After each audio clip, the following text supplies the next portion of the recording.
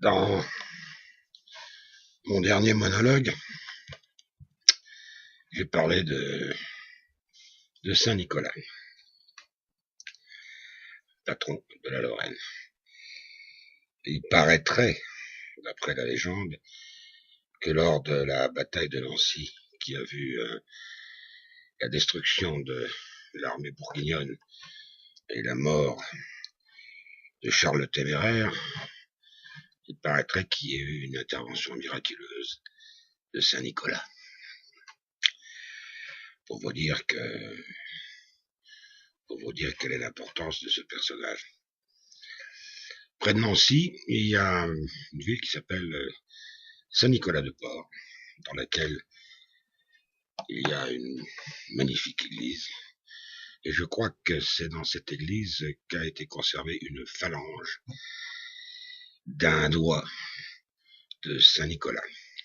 D'ailleurs, à Saint-Nicolas-de-Port, au moment de la Saint-Nicolas, il y a un formidable défilé avec les corporations de la ville, avec des fanfares, avec des chars, et puis aussi avec une cérémonie religieuse aux chandelles dans l'église. Ça, c'est un truc que vous pourrez voir sur YouTube en tapant Saint-Nicolas ou Saint-Nicolas-de-Port. Je l'ai vu hier, donc c'est quelque chose qui est facile à récupérer, et ça vous donnera une idée de l'importance quand même de ce fameux Saint-Nicolas. Bon, ça c'est du folklore. C'est un joli folklore d'ailleurs, c'est pas pire qu'ailleurs. Mais ça m'amène à vous parler quand même de la Lorraine. La Lorraine. Qu'est-ce que c'est que la Lorraine? Aujourd'hui, c'est une région sinistrée. La métallurgie a disparu. Les mines ont disparu. Il y a un chômage terrible. Tout ce qui touchait aux mines et à la sidérurgie, c'est-à-dire les entreprises collatérales, les mécaniciens, les électriciens, et même les épiciers, tout ça en a souffert considérablement. Le monde change. Je suis passé à Sarralbe il y a quelques années avec une de mes filles. J'ai voulu lui montrer l'ancienne maison de mon père, qui était un magasin de chaussures et chapeaux. Eh ben, c'est devenu un shish kebab. C'est vrai que les industries de Sarralbe ont fait venir beaucoup de travailleurs étrangers, et en particulier des Turcs, et qu'ils correspondent maintenant à une partie relativement importante de la population locale. Bon, je ne sais pas quel en est le pourcentage. En fait, c'est suffisamment important pour que les commerces de la ville, qui autrefois étaient assez florissants malgré tout, deviennent des shish kebabs. Enfin, je vais vous parler de la Lorraine d'autrefois. Celle de maintenant me fait un peu l'impression d'être très différente, très transformée, très devenue. La Lorraine d'autrefois, c'est une histoire qui commence à l'époque de Charlemagne, en fin de compte. Lorsqu'il y a eu le partage de l'Empire, il y a eu une partie germanique, une partie française, enfin disons franque, une partie des Francaliens, et puis la zone un peu centrale qu'on a donnée à Lothaire, et Lothaire est devenu le comte de cette Lotharingie. La Lotharingie comprenait deux parties assez distinctes, la haute Lotharingie et la basse Lotharingie. La basse Lotharingie correspondant plus à un pays de langue francique, alors que la haute Lotharingie, plus au sud, correspondait à un pays franc. Ceci dit, j'ai appris que le patois qui est parlé dans la zone d'origine de mes parents, mon père et ma mère, qui sont originaires du même village, soit dit en passant, j'ai appris que la langue qui est parlée encore actuellement par les vieux, lorsque ce patois a été combattu terriblement après 1945, j'ai appris que cette langue, en fait, francique, était la langue de Clovis. Les premiers rois francs de la Gaule parlaient cette langue-là, qui est, dans ses intonations et dans sa grammaire, encore actuellement, très différente de l'allemand dit standard. Donc mes parents avaient pour langue maternelle la langue des rois de France, des premiers rois de France. C'est quand même extraordinaire, ça. Bon, ceci mis à part, c'est vrai que mes parents parlaient entre eux le patois de Saralbe. Je ne sais pas le parler, je le comprends un petit peu, mais il est quand même assez différent de l'allemand. Bon, je ne veux pas rentrer dans de la sémantique, mais c'est une langue à part quand même. Mes parents sont nés avant 1914, donc ils sont nés tous les deux, l'un en 1904, l'autre en 1905. Ils sont nés sujets de Sa Majesté l'Empereur Guillaume II.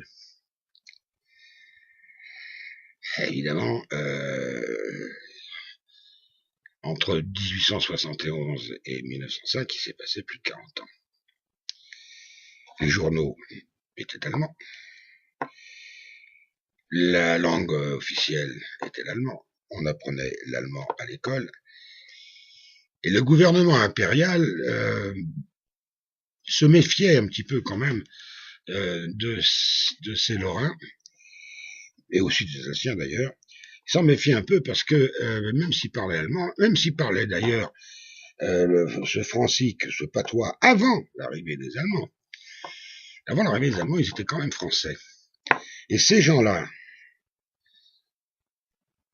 je dois le dire, ils travaillaient en Allemagne, ils travaillaient chez Guillaume, hein, mais leur cœur était resté français.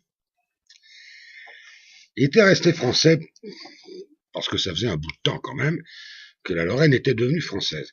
Enfin, un bout de temps, le roi Henri II, au XVIe siècle, il a fait une petite promenade militaire et il a récupéré les 3 villes impériales, Toul, Verdun et Metz, qui étaient des villes allemandes, qui dépendaient directement de l'Empire, du Saint-Empire romain germanique, de l'Empire. Il s'est baladé un peu là-bas et il a récupéré donc tout le Verdun et Metz, il a laissé des garnisons. Il a fallu quand même attendre le traité de Westphalie pour que ces villes deviennent définitivement françaises. Le traité de Westphalie sous Louis XIV, qui s'est offert quelques promenades militaires dans le Palatinat. Ceci dit, même si ces 3 villes sont devenues françaises et dépendant directement du roi de France, tout le reste de la Lorraine, qui était assez important parce que ça correspondait à un territoire au moins aussi grand que les 4 départements actuels, la Lorraine était restée, à part ces 3 villes donc, un pays indépendant, avec un duc. On se souvient de l'histoire, le duc de Guise, qui était duc de Lorraine, avait des droits sur le trône de France, a failli devenir un roi de France, s'il n'avait été assassiné à Blois.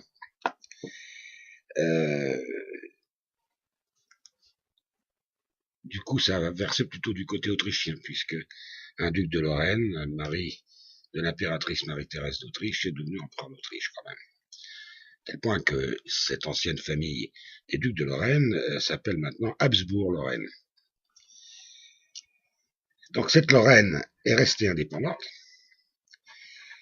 et c'était un pays qui frappait monnaie, qui avait une armée, des ambassadeurs, une cour relativement importante. Et la capitale de cette Lorraine, c'était Nancy. Ville française, ville où on parlait français.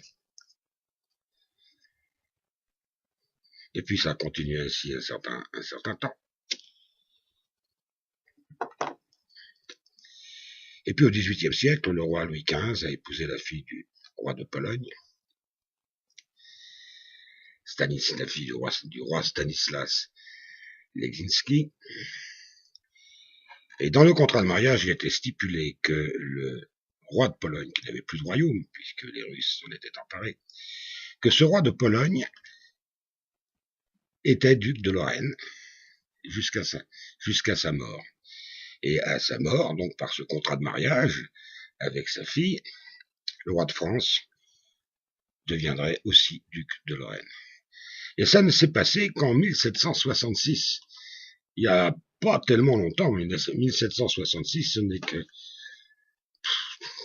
trentaine d'années, une génération avant la Révolution française. Et à la Révolution française, bon, la Lorraine a été transformée, une province, c'est devenu une série de départements. D'ailleurs, à ce sujet, je crois que je vous ai dit une fois dans une de mes causeries que si la place des Vosges s'appelle place des Vosges, c'est parce qu'en 1792, le département des Vosges a été le premier à payer, à s'acquitter de l'impôt révolutionnaire. En fait, c'était un département lorrain, ce qui montrait à quel point les Lorrains étaient quand même déjà un peuple bien discipliné, bien gentil. Ils avaient servi de chair à canon dans la guerre contre Charles le Téméraire, et ça allait continuer d'ailleurs bien gentiment.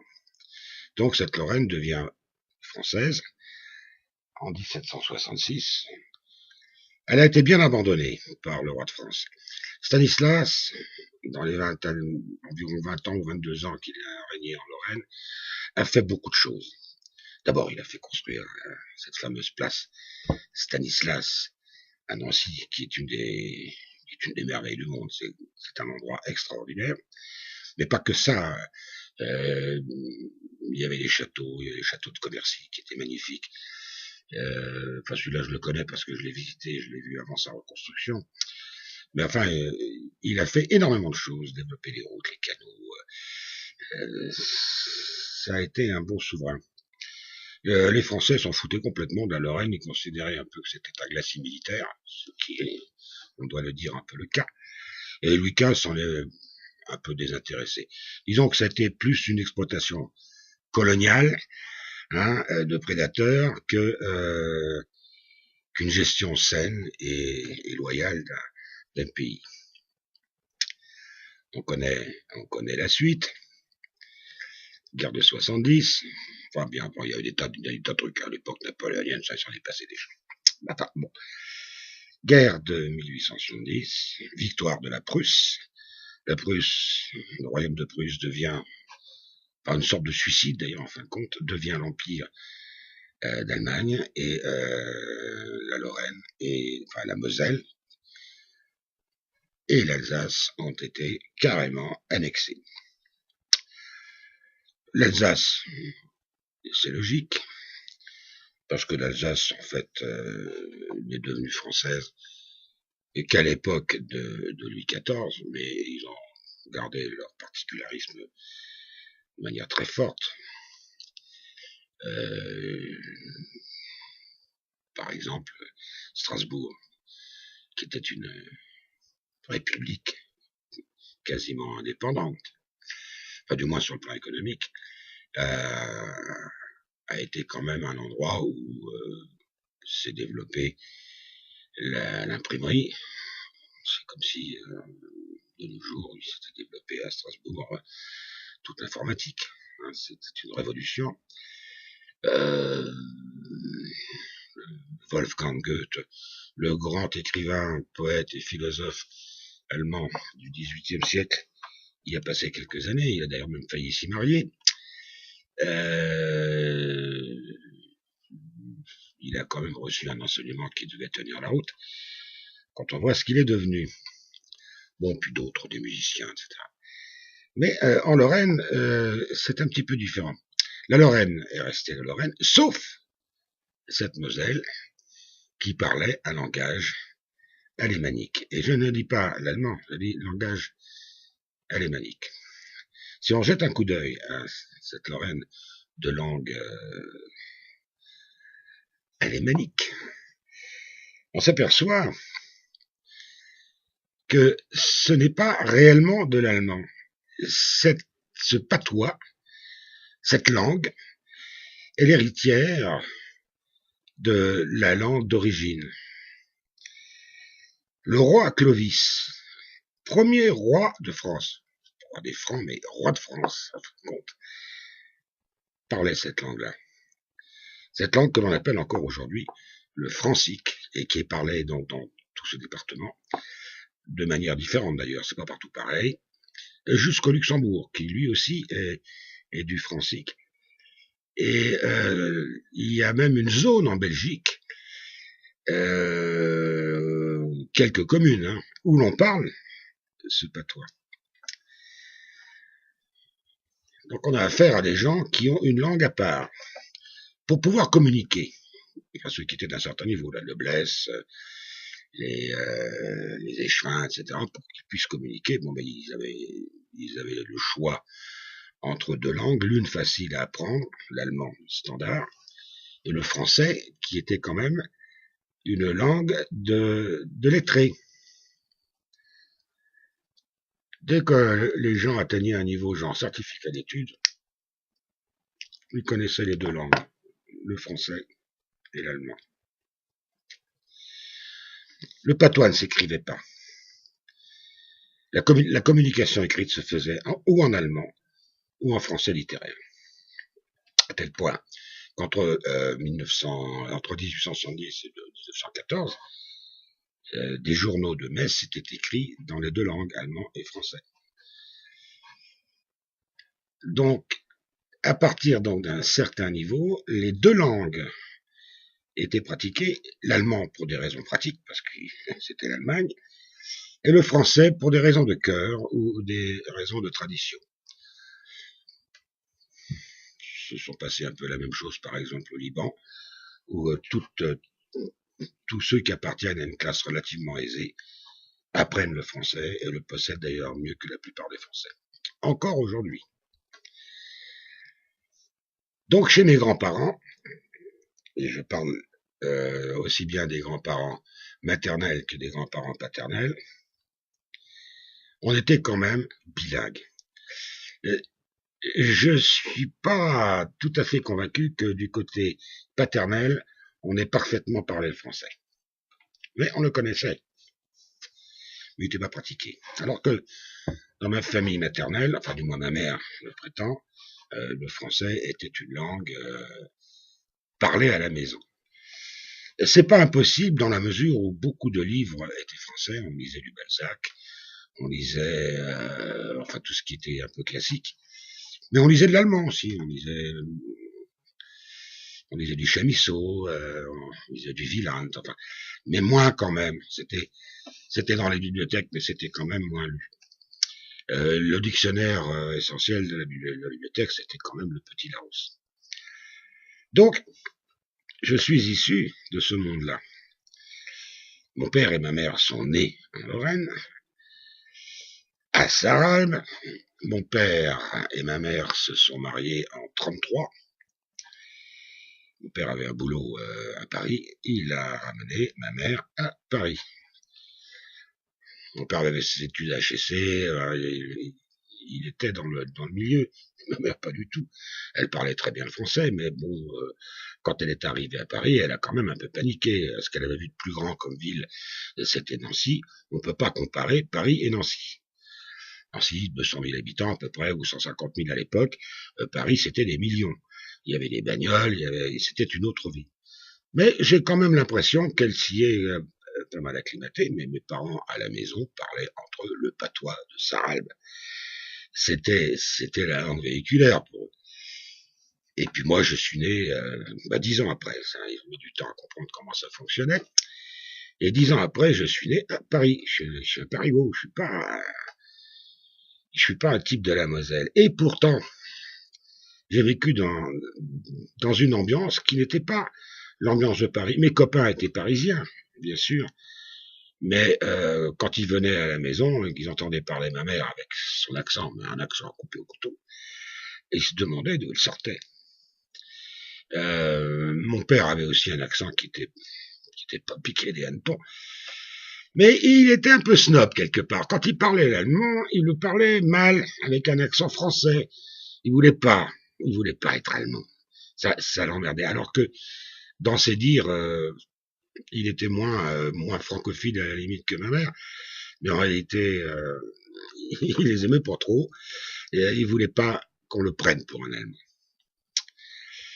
Mais quand il parlait français, fort bien d'ailleurs, il a quand même fait des études supérieures, même assez littéraires, puisqu'il parlait même le grec ancien. J'ai entendu parler grec ancien quand il était à l'hôpital. Il parlait un français avec un accent lui aussi à couper au couteau. Mais c'est pas l'accent allemand, c'est pas l'accent alsacien. C'est une manière plus lente, plus traînarde de parler.